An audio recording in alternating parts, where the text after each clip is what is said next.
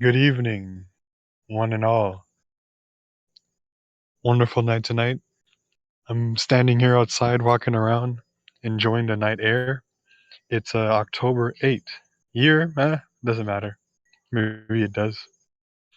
Looking up at the sky, it's a full moon out tonight. And holy shit.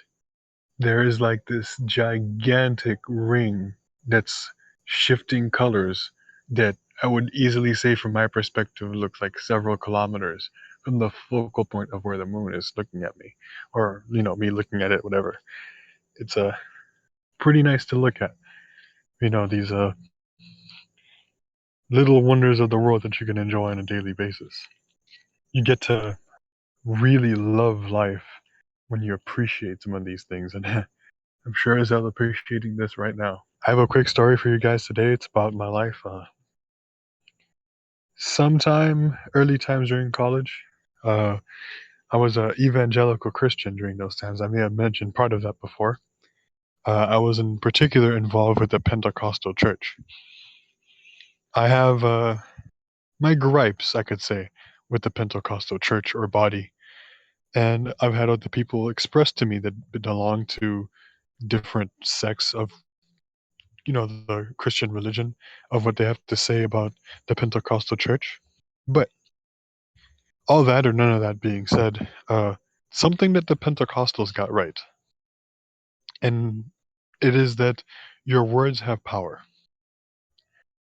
Words have power. Simple thing. You watch what you say, you know, as someone might put it today, fuck around and find out, you know, saying what you say, running your mouth like that's a good way to get punched in the mouth. You can't say certain things in certain places. You can't say certain things on media. You can't yell certain things in public. All types of things that make sure that your mouth needs to stay shut. And I say, the hell with that. Fuck that shit. You know, I don't believe in that censorship nonsense. And it's particularly today that I want to talk about this because reminiscing about when I was back in the Pentecostal church on days just like these, as the October month started and the winter slowly came, people would start to huddle up in their own cities. You have snowbirds going down to the south, making things more dense in certain areas, and you have people from all over the world migrating during these times, either to family or they're migrating because of the cold, whatever the case may be. It was an astonishing opportunity back then, and especially in the city, to meet people of different faiths and talk about what you can and cannot say. I've been threatened by people when I used to uh, talk about God a certain way, or the teachings of Jesus, or my mission statements in my particular church. Okay, you know, people saying that, hey, you can say that to me, but if you said it certain ways, or if we weren't in this place, I'd fight you right now. I'd punch you in the mouth. How dare you insult my religion, whatever. You know, it's crazy. But words have power. I'm gonna say it again. You kind of get this feeling where words have power. Sometimes people say, words only have the power that you give them, and words are not really supposed to be able to hurt you, all types of stuff like that. Um, yes and no. It depends, I guess, on who's saying the word, how many people are saying it, and what it means to whatever person you're saying it to. For the longest time, you know, people would say, the word sticks and stones, words will never hurt me, that.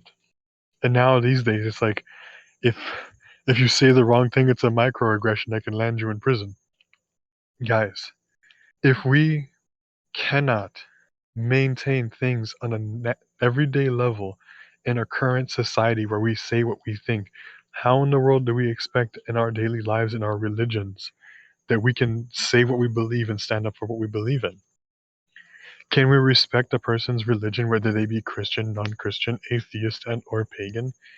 That they say certain things, and you don't hold them up to it?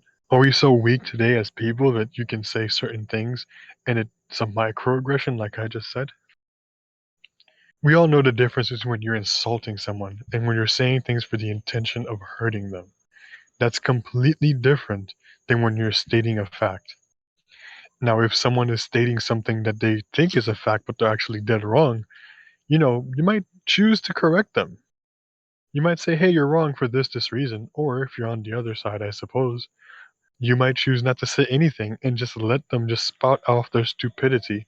And then they just ended up making themselves look bad and ignorant of what they're talking about. Either way, whether someone says something that is, factual, if the group that they're in doesn't believe in it or not, if it's factual, it's factual. There's no going around that, you know? And that is the thing when it comes to our words today. I think that we need to start to break away from this idea that words are microaggressions. I think that we need to start going back to, or not in such ways to go back in the past, but to have this new understanding as for, let's say, dialectics, for example, that we used to say things without thinking about them, or because we were secure in our group, that we said it without thinking about it. And now that you have this counterculture that came, from a couple of years back and up to today, that you can't say whatever you want. And now that we've had both sides, we could come to like an understanding somewhere in the middle. The understanding being that you know we're not supposed to be afraid to say what we believe. We're not supposed to be afraid to state factual things, even if they hurt people. And we're not supposed to, be afraid and tense of standing up against something that we don't believe in, even if we are wrong. If you're wrong, you're wrong, but at least you have some of character to stand behind what you say. And if your character is even greater than that, then you'll go so far as to say, you know what, I did say that. I can change my mind and I can evolve because I know better now. I understand that I have more responsibility now than I did back then. So now we're going to talk about, you know, your words in terms of building and destroying. Pentecostals believe in some of this stuff. They believe that your words have power.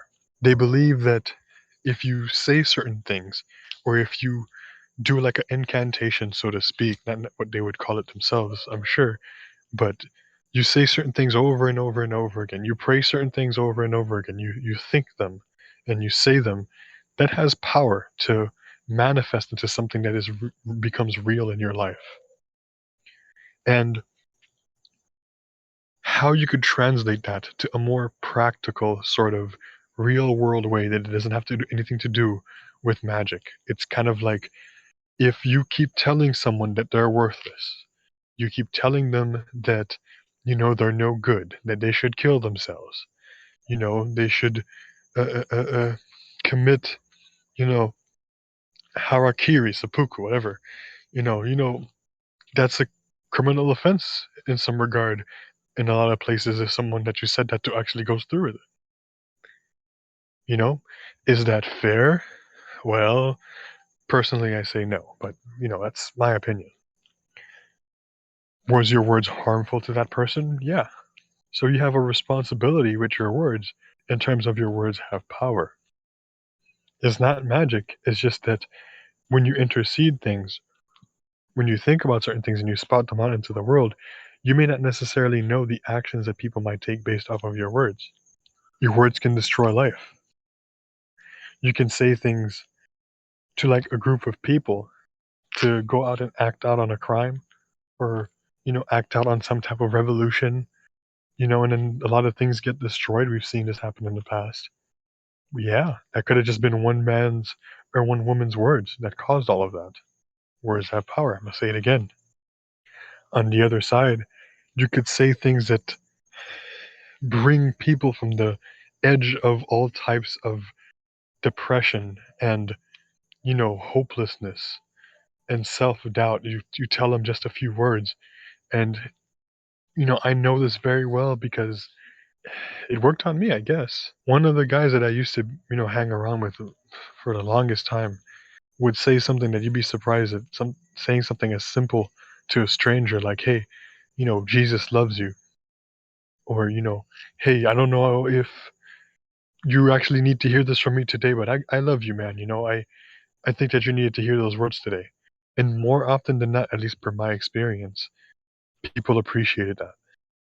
It could have just been my demographic. I'm pretty sure that if you went to a random, I guess you could say Satanist or atheist or any other thing in between that doesn't believe in that sort of thing, hey, Jesus loves you. They might just roll their eyes at you.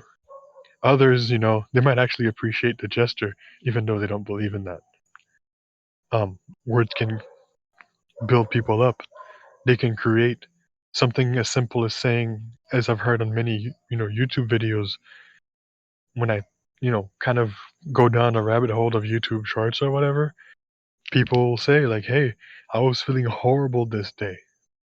I've been going through a rough time this entire month. No one has really paid any attention to me." And some random person comes up to me and say, "Hey man, have a good day."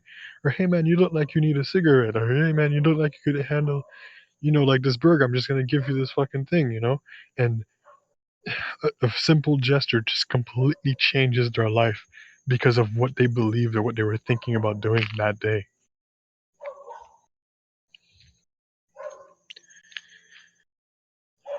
We need to start using our words with intent. Words can build, words can hurt, words can destroy, words can, make someone feel loved. So, as an example, you may have a group of people or a person who's doing something that you believe is wrong, and you can tell them, "Hey, what you're doing is wrong," or "You're this type of person," not necessarily with the intent of harming them or with the intent of insulting them, but to kind of show in no other probably otherwise cruel words that, I don't have any respect for what you're doing. I think what you're doing is wrong. People who typically do this are known as being this. You can fill in the blanks if you wish. I hope you see what I'm going for. And that is the kind of thing that in society we use to check each other. If we're no longer in a society able to check each other and keep each other honest, keep each other faithful to one another by being able to say to one another, "Hey, stop doing this. It's wrong." They may disagree with you, but then at the very least, you opened up the dialogue. You opened up a means by which someone can start reflecting within themselves whether or not they're doing something wrong or not. Or they'll just outright reject you. In society, um, from way back in the day, and I'm going to repeat myself, I don't believe that we need to go backward. I think that we need to go forward. I don't have this idea that the past was better in any shape of form or fashion. I think it's ridiculous to believe that. Modern times are in fact better for humanity, but there were certain things in those times that we had that we no longer have today that I believe is wrong. And it is the ability to say what you want to say it the way that you want to say it, and people are open and free to say what they say with the responsibility of being offended, with the understanding that they could be hurt. I don't think that anybody would find wrong in checking one another because I can see it all day on YouTube. People check each other. The problem comes when certain people believe that they are morally correct or that they have a better idea of whether or not you can check someone a certain way versus another. We don't have to go all hippie kumbaya, right?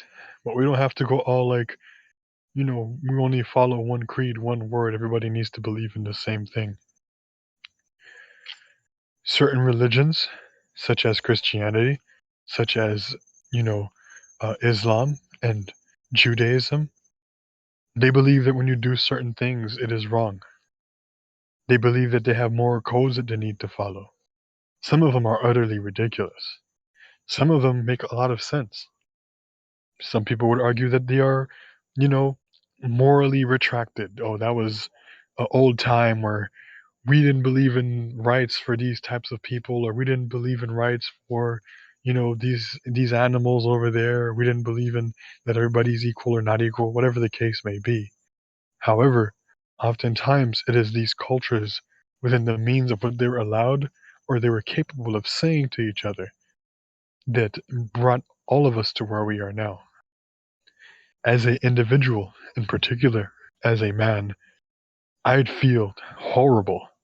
I'd feel like I'm doing something wrong if I don't have men around in my life checking me on my bullshit. pointing the finger at me when I do something that I said I was never gonna do and say, "Hey, circus, wait a minute. Did you not say that you're not gonna do something like that?" Or, they point at me or they yell at me or say, "Hey, circus, I thought that you believed in this. I thought that you followed these morals. How could you be at the same breath, do this other thing? That's hypocritical."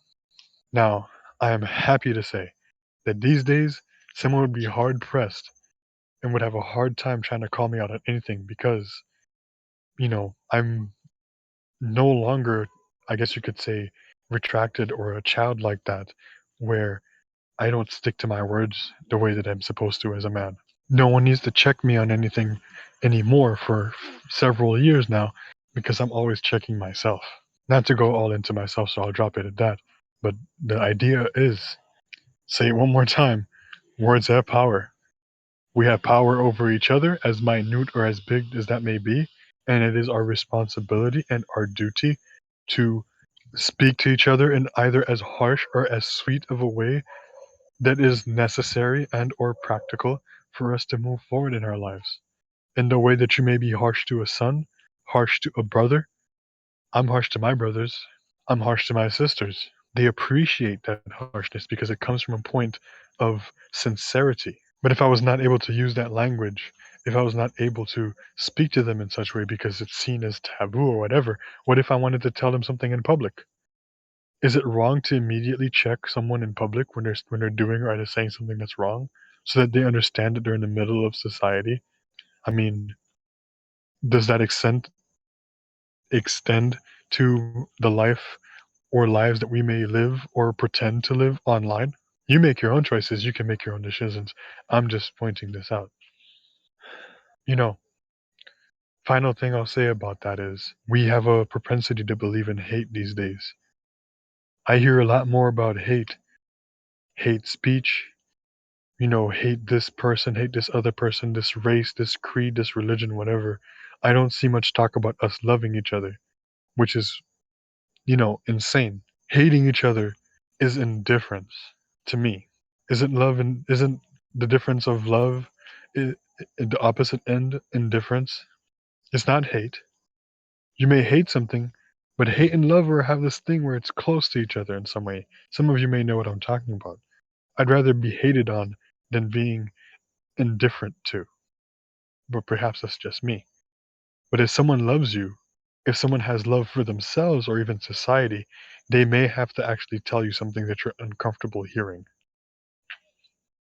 If you're an adult, something that you're uncomfortable hearing, a you know, a uncomfortable truth is better than a comforting lie, is it not? Am I crazy for saying such things? I don't know. I don't think so. Motherfucker, this moon, I wish you guys could see it. It's bright and silver, and the rainbow that's surrounding it is like has this silver aura to it. It's wonderful. Anyways, love each other, guys. Be as loving to each other as you can be cruel to each other, especially when it comes to your words.